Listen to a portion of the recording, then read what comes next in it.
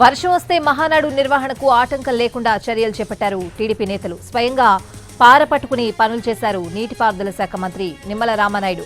నిన్న కురిసిన వర్షానికి సభా ప్రాంగణంలోకి వచ్చిన వర్షపు నీరు కాస్తంత ఆటంకంగా మారింది.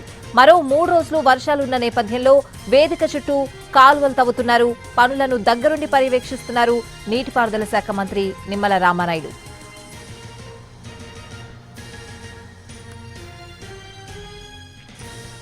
వర్షం వస్తే మహానాడు నిర్వహణకు ఆటంకం లేకుండా చర్యలు చేపట్టారు టీడీపీ నేతలు. స్వయంగా పారపట్టుకుని పనులు చేశారు నీటిపారుదల శాఖ మంత్రి నిమ్మల రామానాయుడు. నిన్న కురిసిన వర్షానికి సభా ప్రాంగణంలోకి వచ్చిన వర్షపు నీరు కాస్తంత ఆటంకంగా మారింది. మరో 3 రోజులు వర్షాలున్న నేపథ్యంలో వేదిక చుట్టూ కాలువలు తవ్వుతున్నారు. పనులను దగ్గరుండి పర్యవేక్షిస్తున్నారు నీటిపారుదల శాఖ మంత్రి నిమ్మల రామానాయుడు. స్వయంగా పారపట్టుకుని పనులు చేశారు.